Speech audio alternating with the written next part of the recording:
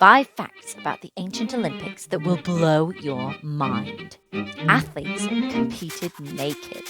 Perhaps this was because they wanted to show off their buff bods, or just because it was really pooping hot in Greece in the summer months. But one thing's for sure, competitors were very nude when they took part in the ancient Olympic Games.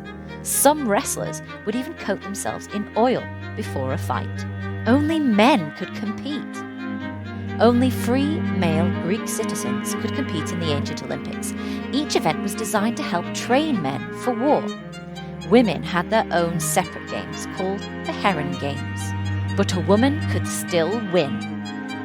A loophole in the rules of chariot racing meant that in 396 BC, Kiniska of Sparta became the first female Olympic winner. In chariot racing, the owner of the winning horses is considered the champion, not the horse rider. In 396 BC, Kiniska owned the winning horses. No bronze, silver, or gold medals. For starters, there was only one winner per sport in the ancient games, so no third, second, and first place like today. And if you won, you'd get an olive wreath, not a medal. And maybe a poet would write an ode to you.